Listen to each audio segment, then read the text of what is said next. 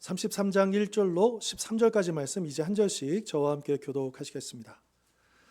예레미야가 아직 시위대 뜰에 갇혀 있을 때에 여호와의 말씀이 그에게 두 번째로 임하니라. 이르시되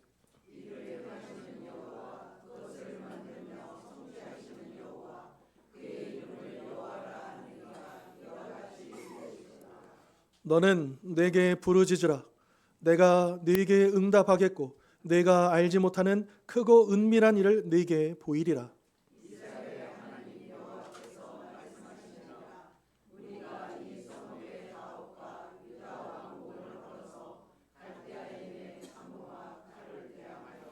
싸우려 하였으나 내가 나의 노여움과 분함으로 그들을 죽이고 그들의 시체로 이 성을 채우게 하였나니 이는 그들의 모든 악행으로 말미암아 나의 얼굴을 가리어 이 성을 돌아보지 아니하였음이라.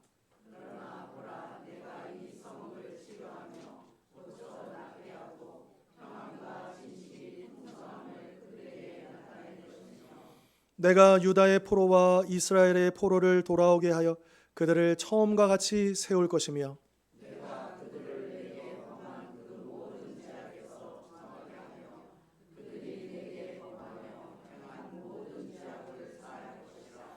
이 성읍이 세계 열방 앞에서 나의 기쁜 이름이 될 것이며 찬송과 영광이 될 것이요 그들은 내가 이 백성에게 베푼 모든 복을 들을 것이요 내가 이 성읍에 베푼 모든 복과 모든 평안으로 말미암아 두려워하며 떨리라.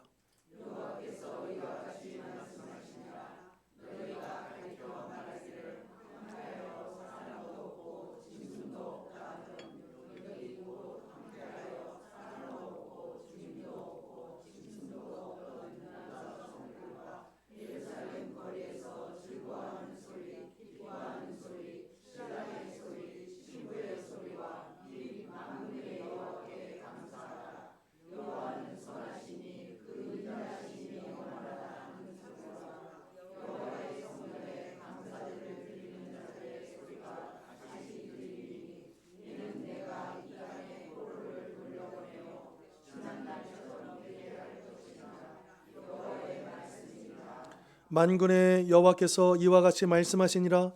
황폐하여 사람도 없고 짐승도 없던 이곳과 그 모든 성읍에 다시 목자가 살 곳이 있으리니 그의 양떼를 눕게 할 것이라. 평지 성읍들과 네겝의 성읍들과 베냐민 땅과 예루살렘 사면과 유다 성읍들에서 양떼가 다시 계수하는 자의 손 아래로 지나리라. 여호와께서 말씀하시니라. 아멘. 자, 오늘은 교회 절기, 교회력으로 대림절 첫째 주일입니다. 지난주에도 제가 설명해 드렸지만 지난주가 교회력의 마지막 날 왕이신 그리스도의 주일이었고요.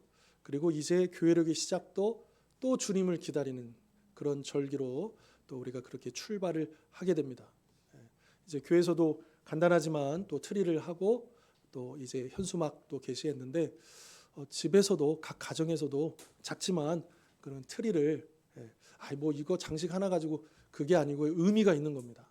그래서 우리가 그걸 보면서 다시 한 번 더 내가 지금 주님을 기다리는 삶을 살고 있는 거지, 내가 기다리는 분이 있지, 이것을 계속해서 마음에 담아 놓으시고 또 그렇게 이 시즌을 우리가 살 수 있었으면 좋겠고요. 그러니까 대림절은 교회력으로 하면 신년이 되는 겁니다. 첫 출발이 되는 것이고요. 그러니까 영적인 새로운 시작을 의미하는 것이죠. 비록 이제 태양력으로는 12월 한 달이 남아 있지만 우리가 남들보다 한 달 일찍 앞서서 새로운 시작을 준비할 수 있었으면 좋겠습니다. 자, 만약에 우리 여러분들 가족들 중에 누가 지금 당장 수술하지 아니하면 죽을 수도 있는 그런 병에 걸렸어요. 그래서 수술을 해야 되는데 한사코 수술을 안 받겠다는 거예요. 무서워서, 바빠서, 그냥 싫어서. 그럼 여러분 어떻게 하시겠습니까? 그러니까 그렇게 가족 중에 누가 그러고 있어요. 그럼 어떻게 하시겠어요? 그럼 너 알아서 해. 이렇게 하시겠습니까? 그러니까 어떻게 해서든 설득하려고 할 거 아니에요. 빨리 가야 된다. 이거 수술해야 된다. 그래도 그 설득에도 요동치 않고 나는 안 받아, 싫어, 무서워. 그럼 그 지켜보는 우리의 심정이 어떠시겠습니까? 자, 오늘 말씀, 이 오늘 말씀 가운데 하나님이 예레미야를 통해서 말씀하시는데 하나님의 심정이 바로 그런 심정이라는 거예요. 누가 병에 걸렸느냐? 예루살렘이, 유다가. 어느 병이냐? 그냥 가벼운 병이 아닌 거예요. 죽는 병이에요. 이거 수술하지 아니하면 죽는 병이에요. 그런데 그들은 한사코 거절합니다. 싫다고 합니다. 그들을 바라보시면서 하나님께서 예레미야를 부르셨고 또 예레미야를 통해서 지금 오늘 본문에서 말씀하고 있다라고 하는 것이죠. 자, 그러면 하나님께서는 예레미야를 통해서 그러면 뭐라고 말씀하고 계실까? 먼저 1절로 3절에 보시면 하나님의 예레미야에게 당신의 이름을 이야기하십니다. 어떤 이름이냐? 2절에 보시면 이를 행하시는 여호와, 그것을 만들며 성취하시는 여호와, 그의 이름을 여호와라 하는 이가. 그러니까 여기서 말씀하고 있는 건 뭐냐면 하나님이 어떤 분이냐? 하나님은 모든 것을 계획하시고 또 그 일들을 행하시고 반드시 성취하시는 분이시다. 또 특별히 여기 나와 있는 이 동사들은요, 다 언제 쓰였냐 하면 창세기 천지창조 때 하나님이 행하시던 그 나타내는, 하나님이 창조 사역을 했었던 바로 그 동사들입니다. 그러니까 하나님은 그저 옛날 언젠가 태초에 한번 천지를 창조하시고 그 능력이 그냥 멈춘 게 아니고 지금도 날마다 우리 삶 속에서, 우리의 심령 속에서 날마다 새로운 창조의 역사를 이루어가고 계시다라고 하는 거죠. 그런 하나님의 손길이 임하시기만 하면, 우리 주님이 역사하시기만 하면 죽은 자도 살아나고 병든 자는 고침받고 모든 것들이 달라질 수 있다라고 하는 것이죠. 자, 바로 그런 분이 뭐라고 명령하시느냐? 그 이름을 의지해서 예레미야 너는 뭐 하래요? 부르짖으라, 기도하라라고 하는 것이죠. 자, 여러분, 기도하라라고 하는 이 명령은 예레미야에게만 주셨을까요? 아닐 것입니다. 하나님의 모든 백성들에게 주신 명령이 바로 이 기도하라라고 하는 것이죠. 여러분, 구약에 보면 이 말씀이 있죠. 같이 읽겠습니다. 너희는 여호와를, 시작. 너희는 여호와를 만날 만한 때에 찾아라. 가까이 계실 때에 그를 부르라. 구약에서도 계속해서 얘기합니다. 찾아라, 구하라, 부르짖으라. 끊임없이 하나님 말씀하시고 명령하십니다. 그럼 신약은요? 데살로니가전서, 시작. 쉬지 말고. 끊임없이. 여기서 쉬지 말고라고 하는 것은 24시간 숨도 안 쉬고 기도하라는 의미가 아니고 지속적으로 기도가 끊어지면 안 된다라고. 기도는 영혼의 호흡입니다. 영혼의 호흡이 멈추면 어떻게 됩니까? 우리 영혼은 죽습니다. 겉으로는 멀쩡해 보이고요, 뭐 아무 문제 없이 신앙생활을 하는 것 같지만 그 영이 죽어 있는 사람들이 너무 많다라고 하는 거예요. 왜요? 기도하지 않기 때문에. 기도가 끊어졌기 때문에. 그들을 향하여 하나님께서 기도하라, 부르짖으라 말씀하고 있다라고 하는 것이죠. 어떤 분들은 이 기도라고 하는 것을 축복을 여는 통로, 나의 곳간을 채우는 열쇠, 하나님께 은혜를 구하는 방편으로만 여기면서 내 필요가 있을 때, 내가 아쉬울 때, 내가 원할 때, 그때서야 하나님께 기도하면 되는 거 아니야? 이렇게 생각하는 분들이 있다라고 하는 거죠. 하지만 기도라고 하는 것은 물론 그런 측면도 있습니다. 기도를 통해서 우리가 하나님의 은혜를 받는 것이죠. 기도를 통해서 능력을 받는 것이죠. 기도를 통해서 또한 우리의 소원이 이루어지기도 하는 것이죠. 하지만 그 이전에 기도는 우리를 향한 하나님의 명령입니다. 그래서 우리가 반드시 해야 하는 일입니다. 다시 말해서 기도는 우리 성도들이 자기에게 필요할 때만 하는 것이 아니라, 시간적인 여유가 있어야만 할 수 있는 것이 아니라 항상 쉬지 말고 해야 하는 사명이다라고 하는 것이죠. 여러분, 기도는 뭐라고요? 사명입니다.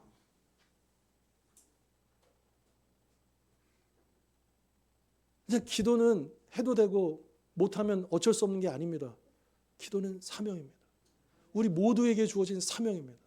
이 자리에 계신 저를 포함한 우리 모두가 기도할 사명이 있어요. 그것을 놓친다면 우리는 충성스럽지 못한 거예요.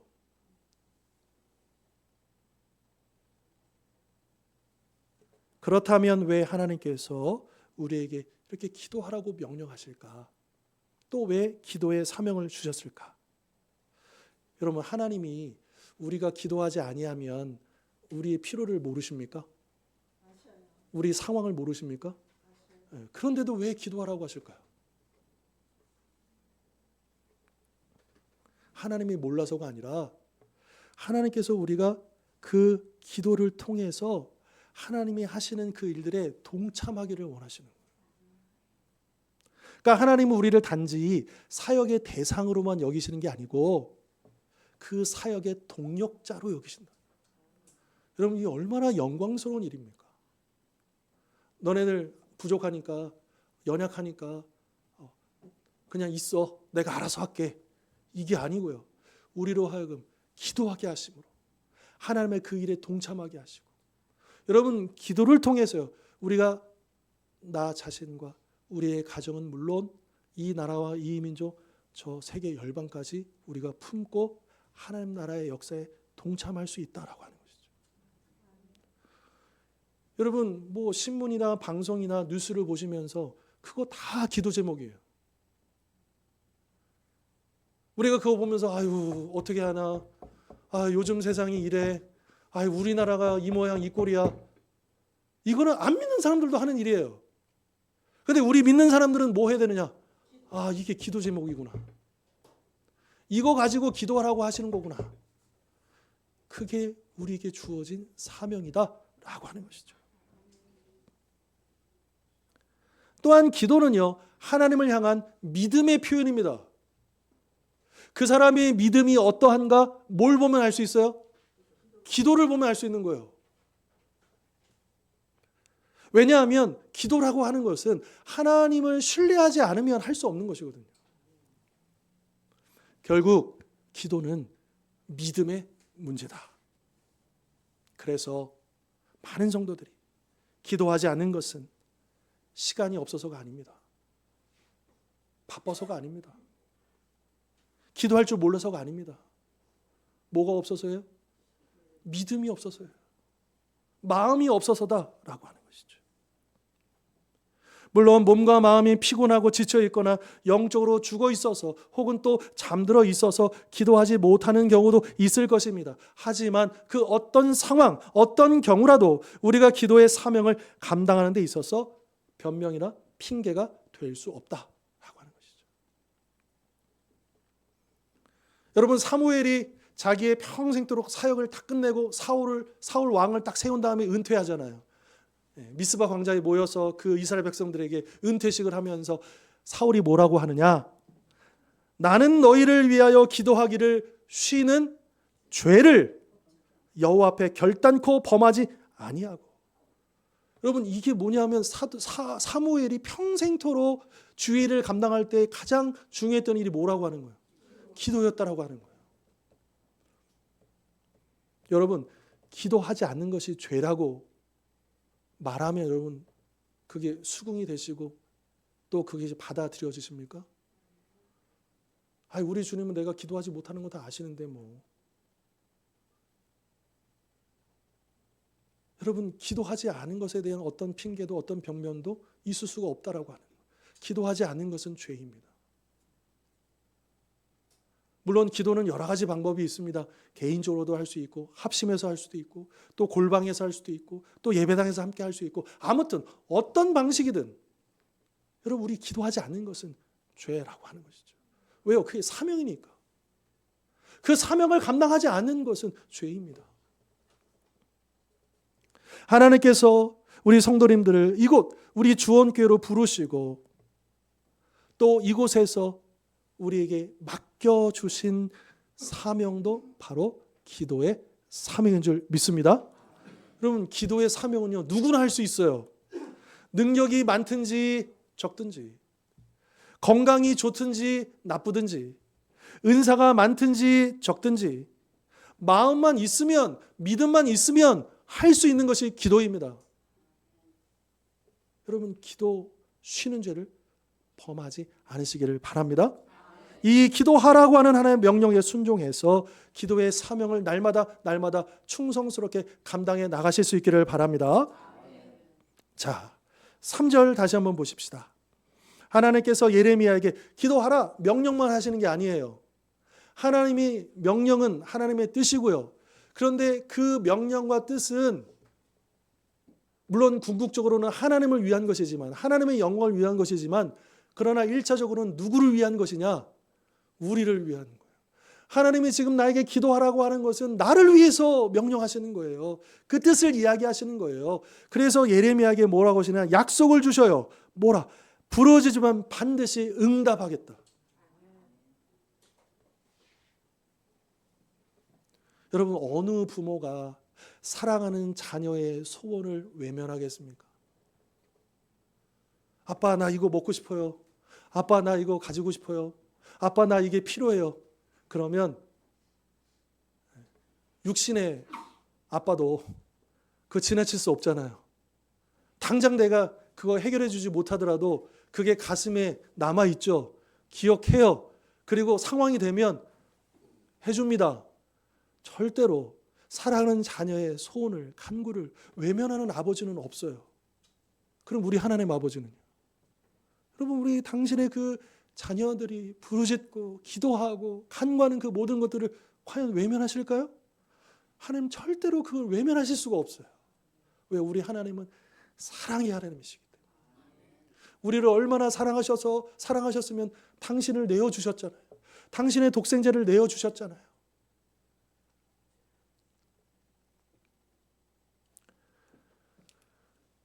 구하라. 그래야 하면 너에게 주실 것이요. 찾으라. 그래야 하면 찾아낼 것이요. 문을 두드리라. 그래야 하면 너에게 열릴 것이니 구하는 이마다 받을 것이요. 찾는 이는 찾아낼 것이요. 두드리는 이에게는 열릴 것이니라. 너희 중에 누가 아들이 떡을 달라 하는데 돌을 주며 생선을 달라 하는데 뱀을 줄 사람이 있겠느냐? 너희가 악한 자라도 좋은 것으로 자식에게 줄 줄 알거든. 하물며 하늘에 계신 너희 아버지께서 구하는 자에게 좋은 것으로 주시지 않겠느냐. 예수님의 말씀이잖아요.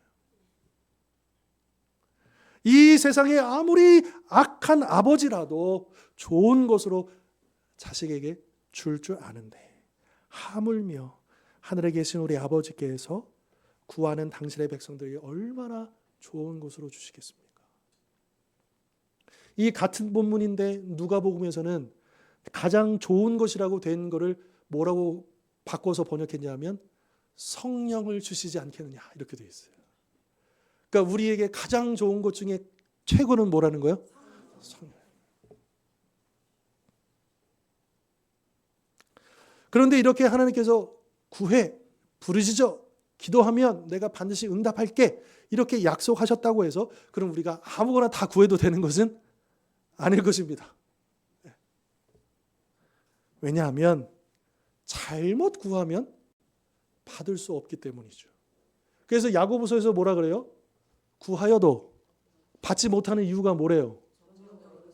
잘못 구하기 때문이다. 하지만 하나님의 뜻에 합당하게 구하게 되면 하나님은 그가 구한 것을 응답하실 뿐만 아니라 그 이상으로 응답하신다라고 하는 거예요. 오늘 보면 3절 하반절에 이렇게 말씀하시죠. 내게 응답하겠고, 응답 정도가 아니고 내가 알지 못하는 크고 은밀한 일을 내게 보이리라. 예레미야가 부르짖는 것 그 이상으로 응답하신다라고 하는 약속입니다. 그러면 그 대표적인 경우가 솔로몬 기도 아닙니까? 솔로몬이 하나님 앞에 구한 것은 이 하나님의 백성들을 다스릴 수 있는 지혜를 달라, 듣는 귀를 달라고 기도했어요. 그런데 그것이 하나님의 뜻에 합당하였기에 하나님은 그가 구하지 아니하는 부귀와 영광, 그리고 장수의 복까지 부어주셨습니다. 우리가 하나님 앞에 한 개를 구하면 하나님은 2개, 3개 그 이상으로 더하여 주시는 아버지 하나님이신 줄 믿습니다. 그래서 여러분 왜 그렇게 하시느냐? 이 기도의 기쁨을 누리게 하시는. 그래서 더 기도하도록. 여전히 기도는 노동이요, 기도는 짐이요, 그냥 기도는 그냥 어쩔 수 없이 안 하기엔 찜찜하고 하기는 해야 되겠는데 어렵고 그냥 그런 기도는 기쁨이 없어요. 기도할 때 기대가 없어요.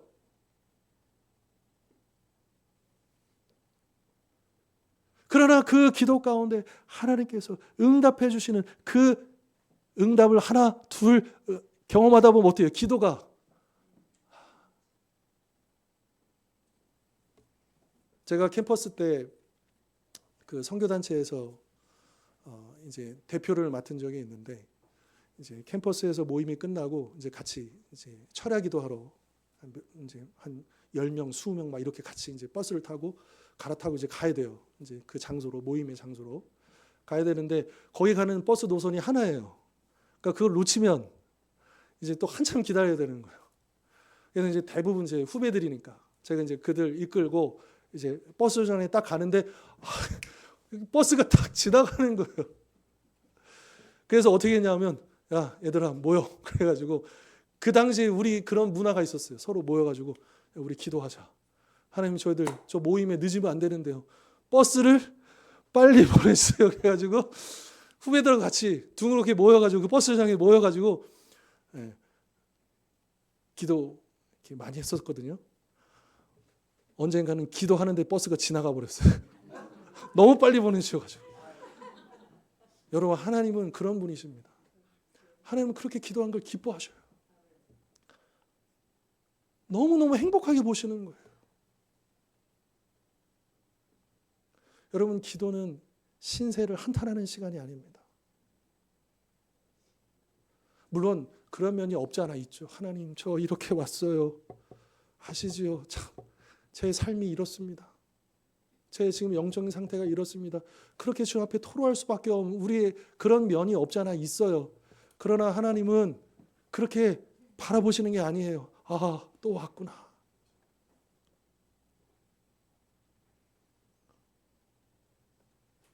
다니엘이 포로로 끌려가서 성전에서 기도할 수 없으니까 어떻게 기도했어요? 성전이 있는 방향을 향해서 창문을 열어놓고 기도했어요.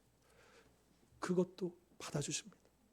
성전에서 기도할 수 없다면 그 성전 곧 하나님이죠. 하나님을 향하여 내가 지금 아파서 누워있는 그 자리에서도 하나님을 향하여 내가 바쁘지만 그 일상생활 속에서도 하나님을 향하여 기도할 때 하나님은 들으신 줄 믿습니다. 하나님께서는 여러분 우리가 어떻게 기도하냐, 금식하며 기도하냐, 1시간 기도하냐, 뭐 통성으로 기도하냐, 침을 이거는 관심이 없으세요. 그거는 본질이 아니에요. 향하는 거예요. 늘 주님을 향하는 거예요. 골방에 있든지 일터에 있든지 예배당에 있든지. 여러분 우리가 비록 이 자리에 나왔지만 주님을 향하고 있지 않아요. 그보다 더 비참한 상황이 어디 있습니까? 안타까운 상황이 어디 있습니까? 우리 몸은 이 자리에 나와 있는데 전혀 주님을 생각하지 않아요. 주님께로 집중하지 않아요. 이 예배 가운데 예배를 드리고 있음에도 불구하고 나의 중심이 주님을 향하고 있지 않다라고 한다면 여러분 이 예배가 어떤 겁니까? 어떤 의미입니까?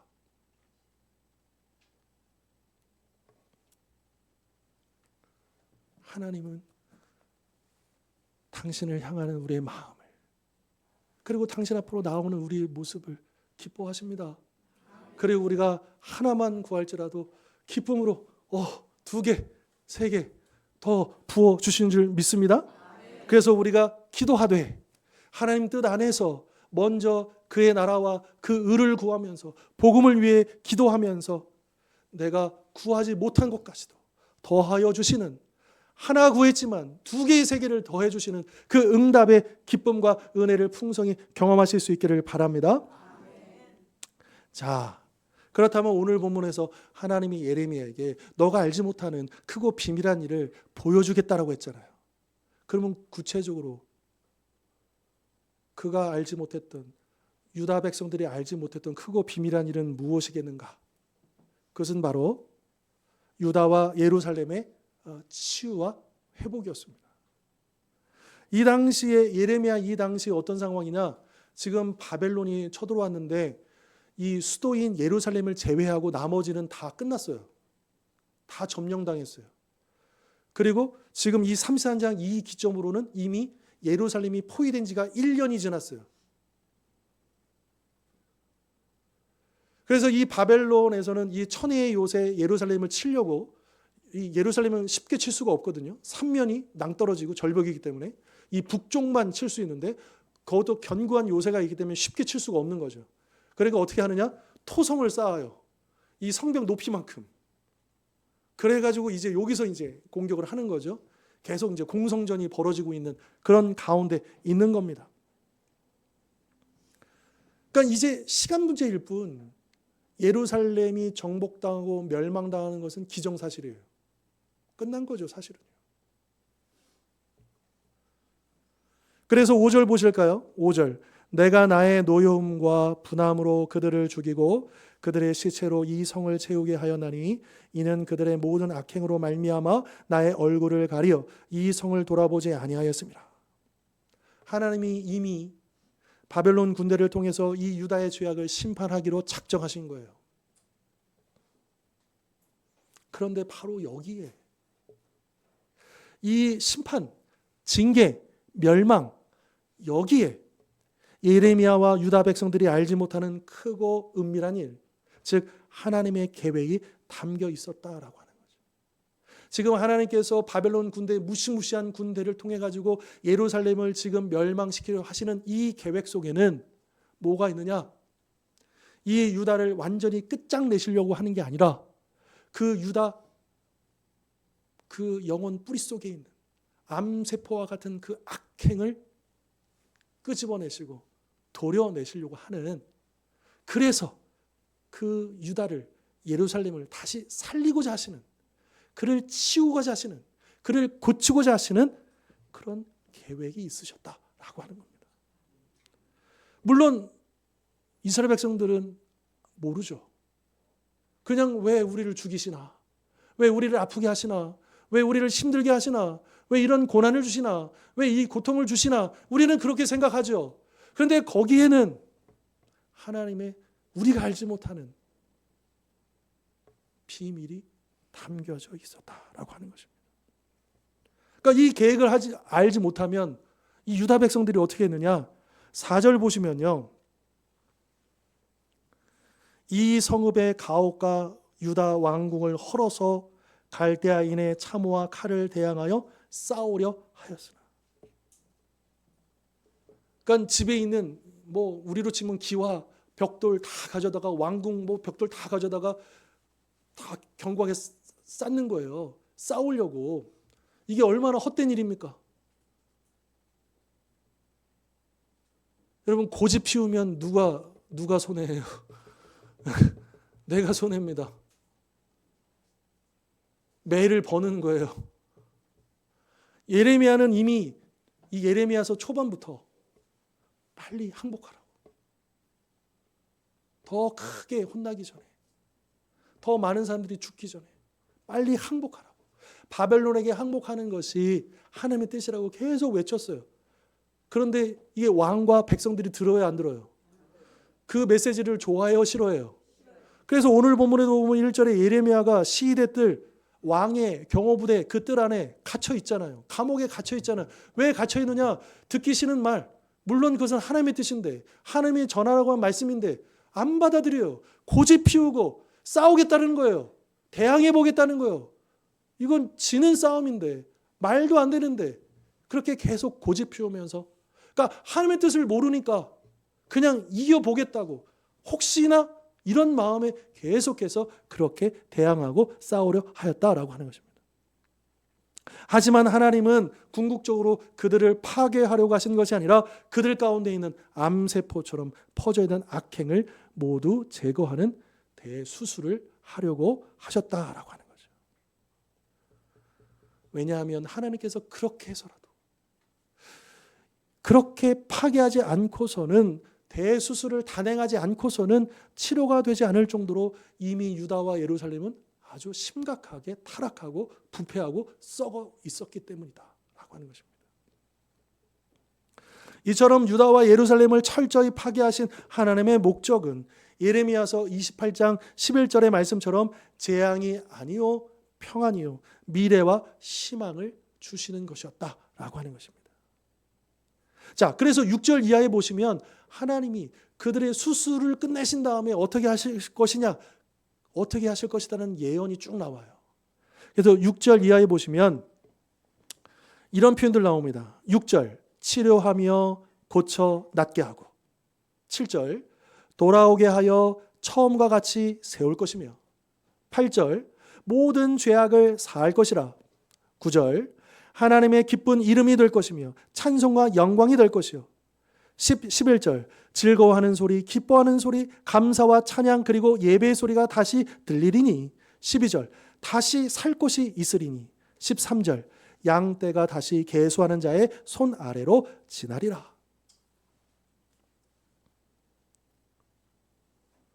여러분, 예레미야가 부르짖을 때, 여러분 처음에 예레미야도 자기 민족을 향해서 항복하라고 하는 게 좋았겠습니까? 이해가 됐겠어요? 아니, 하나님의 백성을 저 바벨론, 하바국이 그래서 하나님 앞에 나아가서 부르짖은 거잖아요. 하나님, 그래요, 우리 민족이 잘못한 건 맞아요. 그런데 저 불의한 바벨론으로 우리를 멸망시키시겠다고요? 이거 말도 안 돼요. 어떻게 불의한 자가 하나님의 백성을 칠 수 있습니까? 막 그랬다고요. 하바국 1장에 보면. 근데 그가 성전에 올라서 기도할 때에 깨달은 거예요. 하나님의 계획을. 아, 이 수년 내에 이 백성들을 회복시키시는 하나님의 놀라운 비밀이 거기 있었구나. 그래서 그가 나와서 찬양한 게 난 여호와로 말미암아 기뻐하리. 찬양하잖아요. 예레미야도 마찬가지예요. 하나님 앞에 기도할 때 하나님 이게 이해가 안 돼요. 하나님 이게 정말 하나님 뜻 맞습니까? 우리가 망하는 게 맞는 거예요? 우리가 이렇게 고난당하는 게 맞는 거예요? 실패하는 게 맞는 거예요? 우리가 넘어지는 게 맞는 거예요? 그런데 그게 맞다라고 하는 걸 깨닫는 거예요. 왜요? 그 과정을 통해서 우리를 새롭게 하실 것이기 때문에. 우리를 고치실 것이기 때문에. 물론 가벼운 죄는, 가벼운 병은 그냥 거기만 조금 이렇게 조치를 취하면 해결될 수 있지만, 그러나 죽을 수 있을 만큼의 그런 중병은 그런 식으로 해결이 안 되는 거예요. 그래서 우리가 기도할 때 무엇을 깨닫느냐? 나의 죄를 깨닫게 됩니다. 내가 얼마나 심각한 상태에 있는지를 깨닫게 하시는 거예요. 그리고 지금 하나님이 칼을 들고 계시는데 그 칼을 들고 계신 이유는 나를 죽이기 위해서가 아니라 나를 살리시기 위해서 그 칼을 들고 계시다는 걸 깨닫게 되는 거예요. 그러니까 내 몸과 마음을 주님의 수술대 위에 맡길 수 있는 거죠. 비록 그 수술 자체는, 그 과정은 고통을 동반하지만, 그러나 그 고통을 겪은 후에는 완전히 치유되고 회복될 것입니다.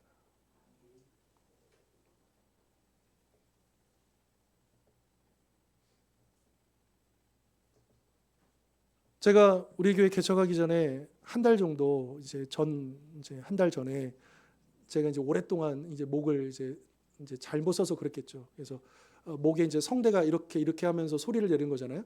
근데 이제 한쪽이 이제 폴립, 혹이 생겨가지고 자꾸 이제 목이 금방 쉬고 이렇게 그 쉰 소리가 나는 거죠. 바람 막 이거를 이제 수술을 해야 되는 거예요. 이렇게 동네 병원을 갔더니 이거 수술하면 좋겠다고 해가지고, 물론 이제 생명에 위독한 그런 건 아니었습니다. 근데 이제 이게 늘 목이 늘 고통스럽고 막 그랬거든요. 되게 오랫동안. 그래서 수술하는데 이게 워낙에 민감한 부분이니까 전신 마취를 해야 되는 거예요. 근데 저도 전신 마취 수술을 해본 적이 없거든요. 그때가 처음이었어요. 근데 전신 마취 한다고 하는 게 그냥 부분 마취 하거나 뭐 보통은 그렇게 큰 게 아니면 그 마취 안 하고도 이렇게 수술 받을 수도 있잖아요. 근데 전신 마취 한다는 게 생각보다, 제가 아무리 목사여도 제가 이제 가족들에게 막 그렇게 티내서 얘기하지 않았는데 제 마음에 좀 두렵더라고요. 그리고 처음으로 수술대 위에 딱 이게 누웠는데 상의를 탈의를 시키더라고요. 맨몸에 눕히더라고요. 근데 차가운 그 수술 테이프에 딱 누웠는데 그 기분이 뭐라 그럴까요? 아우 좀 깨름직하고 그래요. 알죠? 이거 그렇게 심각한 수술 아니고 의사 선생님 이거 한두 번 해본 수술 아니고 전신 마치지만 잠깐 저번 잠자듯이 이렇게 하면 그냥 다 된다는 거 알지만 머리로 알지만 실제로 그 수술을 이렇게 하려고 하니까 조금 무섭더라고요. 거기 누워가지고 하나님 그래서 겸손하게 이렇게 가만히 있어야 되는 거죠. 하나님께 맡겨드립니다. 하고 그래서 간호사가 이제 이렇게 산소 호흡기를 이렇게 호흡기를 딱 대주더라고요. 근데 이분이 이걸 약간 삐뚤게 됐어요 이렇게. 근데 그게 되게 거슬리는 거예요. 이거 혹시라도 이거 산소가 잘 제대로 안 들어가가지고 사람이 겁나고 두렵고 걱정하면 별별 거 다 그러잖아요. 그래도 이걸 말해야 되나 계속 그러고 있는데 하나님 이걸 말할까요? 말까요? 이거 어떻게 할까요? 근데 그다음부터 기억이 없어요. 그들이 누가 막 저를 깨우더라고요. 그러니 수술 다 끝났다는 거예요. 여러분 하나님께서 우리를 향한 하나님의 생각은요 재앙이 아닙니다. 평안입니다. 죽음이 아니라 생명입니다. 근데 우리를 고치셔야 되는데 그냥 고칠 수가 없는 거예요. 수술을 해야 돼요. 수술은 고통이 수반돼요. 그런데 살리기 위해서는 아픈 줄 알지만 그 아픔에도 불구하고 칼을 대야 되는 거예요. 그 칼을 드시는 분은 의사이면서 우리를 끔찍이도 사랑하시는 아버지 하나님이십니다. 그 하나님이 우리에게 그 수술을 행하실 때 어떤 마음이실까요? 우리가 그 과정 속에서 우리가 아파하고 힘들어하고 고통스러워하고 그런 모습들을 보실 때 하나님 아버지는 어떤 마음이실까요? 여러분 우리가 기도할 때 깨닫고 받아들이고 이해하게 되고 주님 전에 순종하게 되어집니다. 여러분 고집 있는 사람은 기도하는 사람이 아닙니다. 기도하는 사람은 고집할 수가 없어요. 이게 하나님 뜻인데.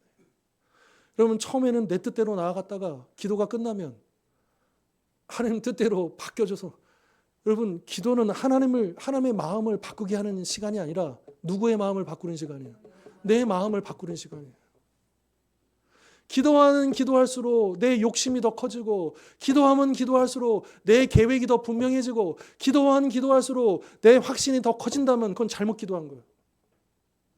하지만 기도하면 기도할수록 내 마음에 있는 그 자신감이 내려지고 겸손해지고 이제 기도하면 기도할수록 이제 모든 건 하나님 뜻대로 이렇게 되면 제대로 기도하는 거예요. 그럼 지금 어떻게 기도하고 계십니까?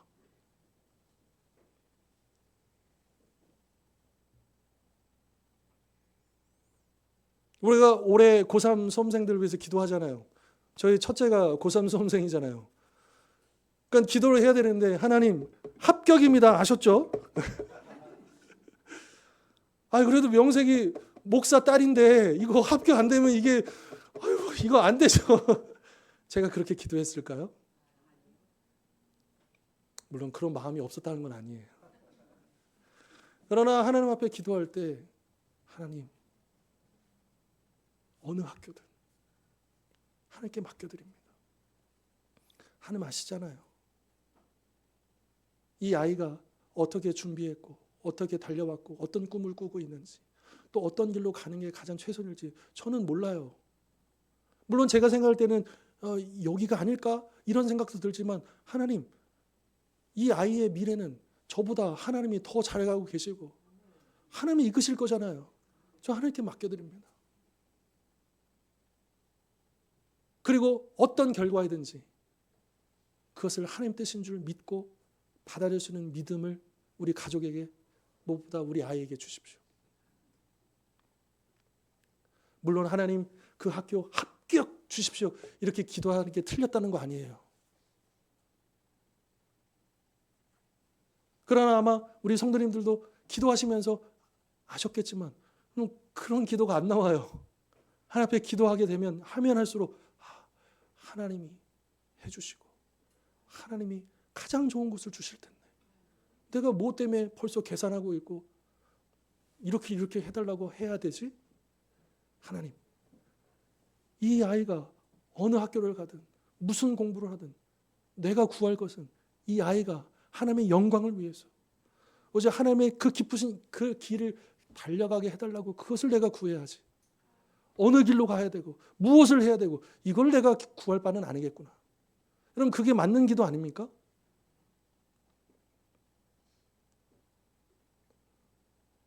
그럼 우리의 기도를 한번 점검해 보십시다.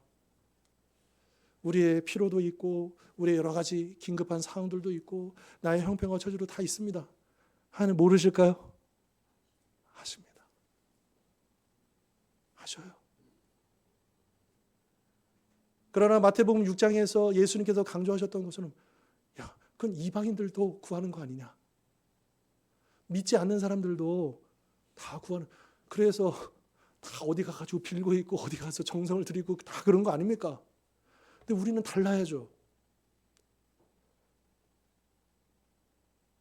먼저 그의 나라와 그 의를, 복음을 위해서, 하나님 나라를 위해서.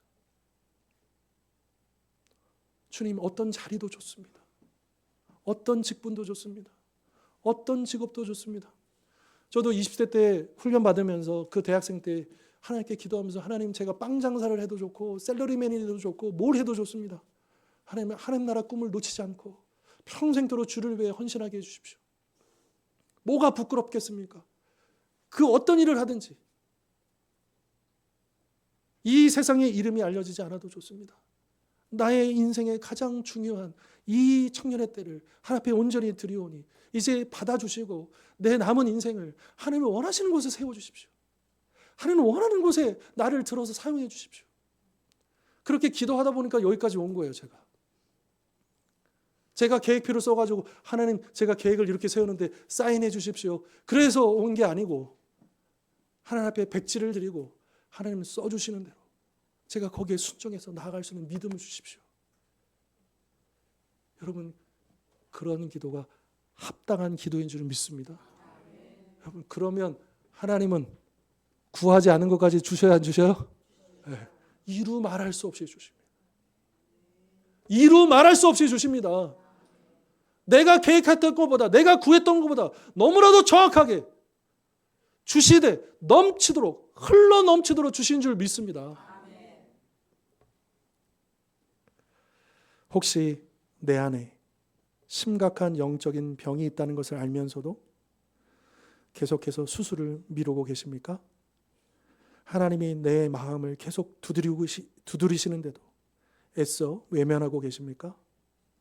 하나님과 가족과 지체와 이웃들과의 관계 속에서 해결해야만 하는 문제를 방치한 채 스스로 불통과 고립을 자초하고 있습니까? 어서 빨리 기도의 자리로 나아가 알지 못하는 크고 은밀한 일을 깨달아 하나님과 수술 날짜를 잡으시고 주님께 닫힌 마음의 문을 여시고 모든 관계 속에서 방치한 그 문제를 대면하여 해결하실 수 있기를 바랍니다.